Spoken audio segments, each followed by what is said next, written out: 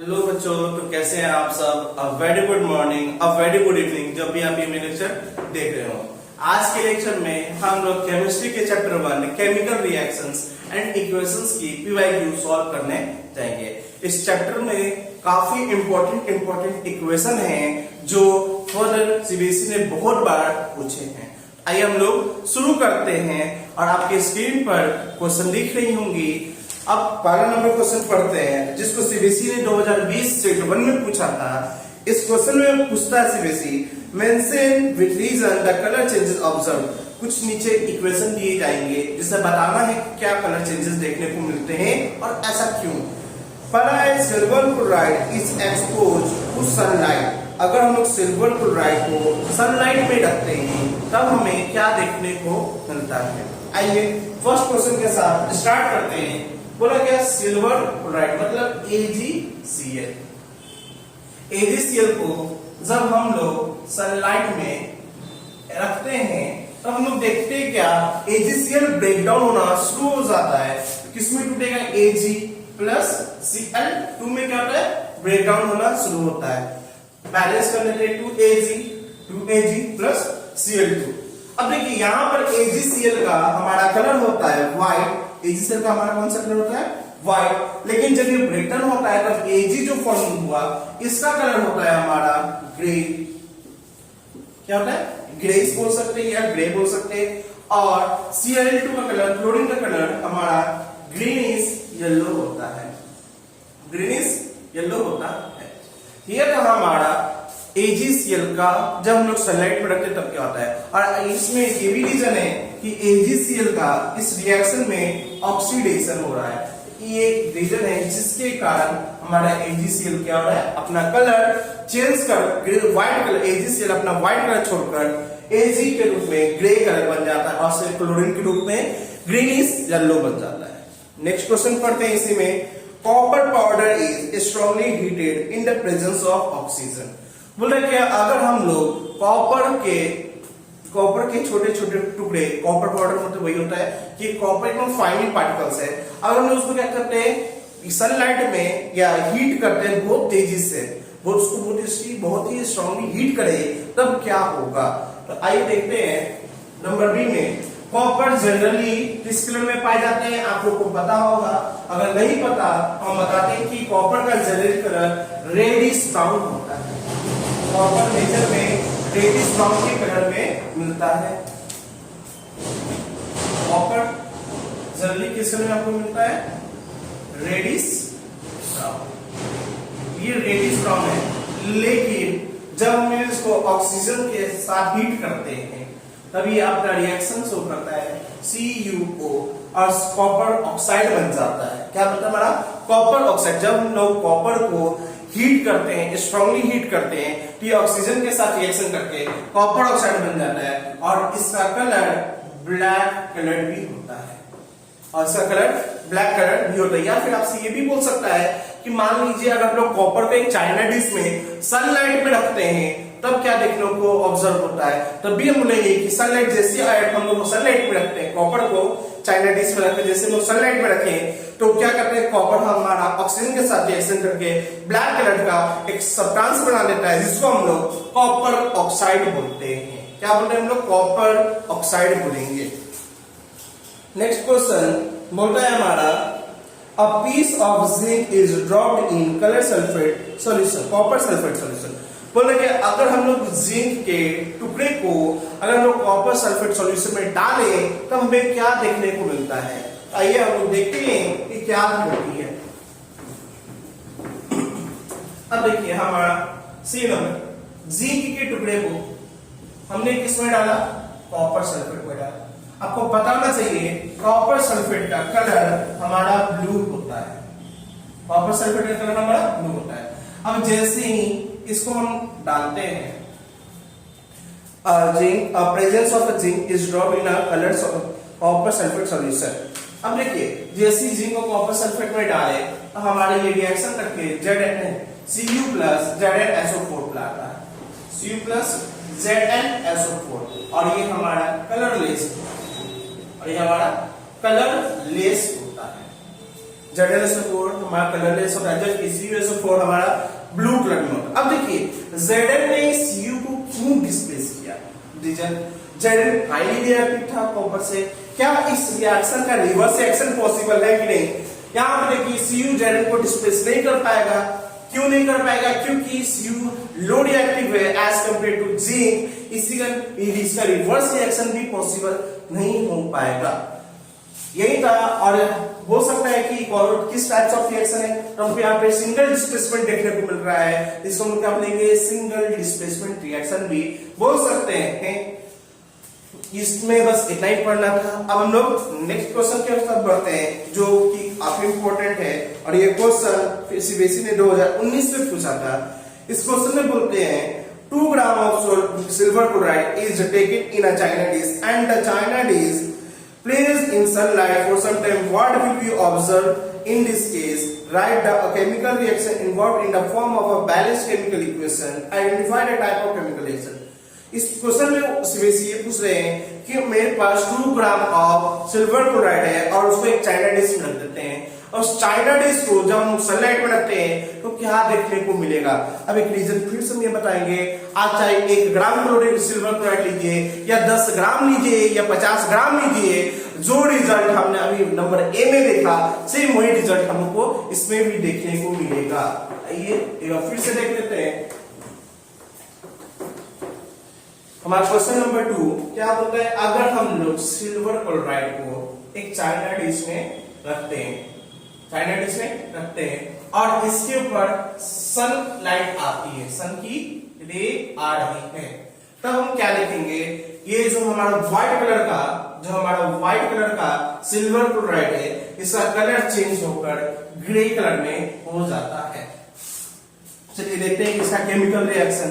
AgCl silver chloride के ऊपर अगर सनलाइट आए हम देखेंगे क्या कि Ag+Cl2 में ब्रेक डाउन हो जाएगा और AgCl का कलर हमारा व्हाइट होता है, वहीं पर हमारा Ag का कलर ग्रे होता है और क्लोरीन का कलर ग्रीनिश येलो होता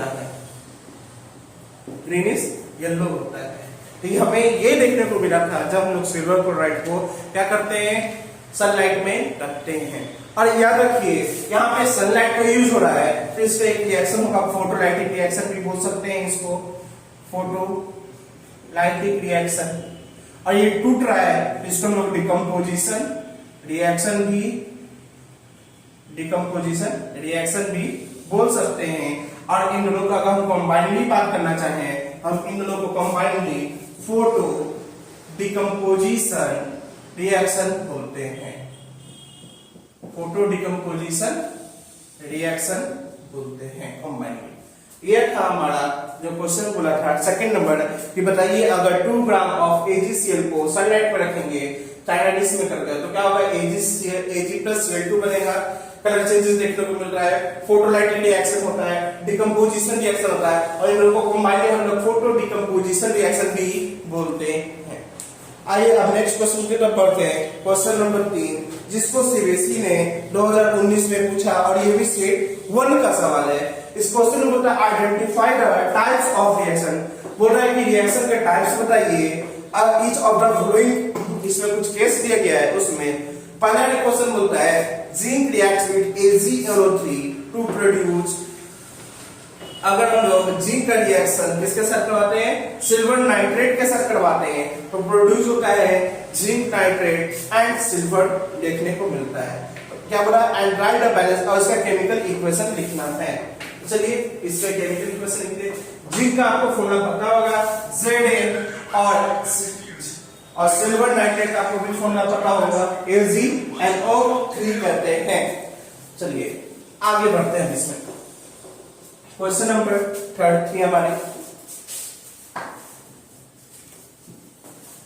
जिंक का रिएक्शन किसके साथ कर रहे हैं? AgNO3 के साथ कर रहे हैं, सिल्वर नाइट्रेट के साथ करते हैं, तो हमें क्या देखने को मिलता है? हम लोग देखते हैं क्या हमारा जिंक Ag को डिस्प्लेस कर देता है। ऐसा इसलिए कर देता है क्योंकि जिंक हाईली रिएक्टिव होता है, वहीं पर सिल्वर हमारा लेस रिएक्टिव होता है, तो हमारा ZnNO3 2 देखने को मिला और ये हमारा सिल्वर अलग हो जाता है। हमारा फर्स्ट रिएक्शन ये था कि बताइए आखिर क्या होता है, और इसकी बैलेंस करने के बाद आए तो इसको बैलेंस करें, और ये हमारा क्या है बैलेंस्ड केमिकल इक्वेशन, ये बैलेंस भी हो गई। आइए अब हम नेक्स्ट क्वेश्चन पढ़ते हैं। बोलता है क्या, potassium iodide reacts with lead nitrate to produce potassium nitrate and lead iodide. बोलता है क्या, अगर हम लोग पोटासियम आयोडाइड रिएक्शन किसके साथ करवाए, लीड नाइट्रेट के साथ करवाते हैं तो हमारा क्या प्रोड्यूस होता है, देखिए potassium iodide reaction lead nitrate के साथ करवाते हैं, PbNO3 के साथ अगर करवाए तो क्या देखने को मिलता है, कुछ नहीं, यहां पे हमें डबल डिस्प्लेसमेंट रिएक्शन को देखने को मिलेगा। पोटासियम Pb को हटा देगा, अब देखिए क्या होता है, और Pb जाकर K को हटाएगा, हमारा देखने को मिलता है PbI2 प्लस KNO3। ये रिएक्शन हमें देखने को मिलता है जब हमारा पोटासियम आयोडाइड रिएक्ट कर लीड नाइट्रेट के साथ रिएक्शन करके lead iodide plus potassium nitrate बनाता है। चलिए आइए अब नेक्स्ट क्वेश्चन पढ़ते हैं। क्वेश्चन नंबर 4 क्या है, हम बोलते हैं हमारा, ये इंपॉर्टेंट क्वेश्चन था थोड़ा सा, इसे आपको एक बार और बता देते हैं कि जब हमारा लीड आयोडाइड ऐसा इसलिए रिएक्शन हो रहा है क्योंकि ये पोटासियम ने लीड को डिस्प्लेस किया और इसकी जगह पे हमारा पोटासियम लीड की जगह पे आकर नाइट्रेट के साथ रिएक्शन करके हमारा पोटासियम नाइट्रेट बनाता है, और वहीं पे लीड पोटासियम को डिस्प्लेस करके आयोडीन के साथ रिएक्शन करके लीड आयोडाइड बनाता है। यहाँ तक में कोई डाउट, अगर आपको किसी भी प्रकार का कोई डाउट है प्लीज कमेंट सेक्शन में पूछिए। एंड ये लास्ट क्वेश्चन आज का क्वेश्चन नंबर 4 जिसमें बोलता है question, decomposition reaction require energy either in the form of heat or light or electricity। बोल रहा है कि कभी भी डिकम्पोजिशन रिएक्शन आपको देखने को मिले तो जनरली आपको 3 पढ़ना है, या तो हम उसको हीट करके डिकम्पोज करेंगे, या तो हम उसको इलेक्ट्रिसिटी देकर डिकम्पोज करेंगे, या फिर हम लोग उसको सनलाइट में ले जाकर डिकम्पोज करेंगे। तो ये बोला जनरली डिकम्पोजिशन किस तरह से देखने को मिलता है। बोला एक सब पर एक इक्वेशन बताइए केमिकल रिएक्शन का, और बताइए, और ये 2018 का सवाल था जिसको सीबीएसई ने पूछा था। तो चलिए हम लोग देखते हैं कि आखिर ऐसा क्या है।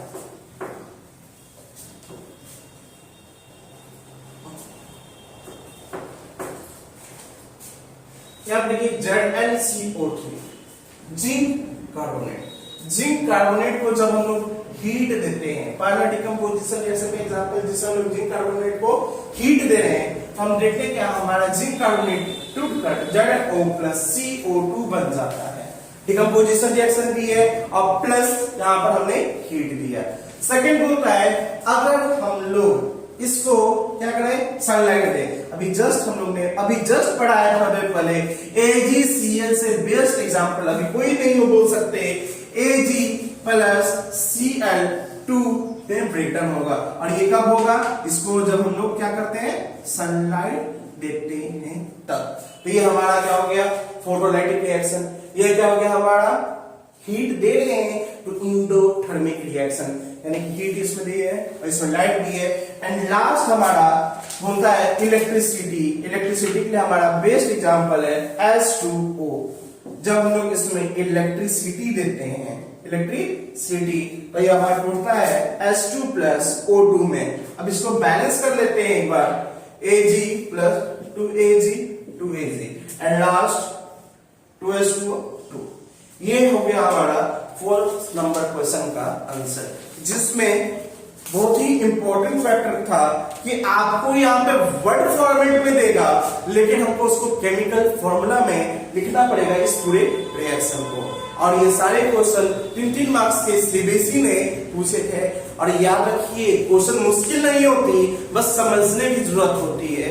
आज के लिए बस इतना ही, पढ़ाई करते रहिए। All the very best.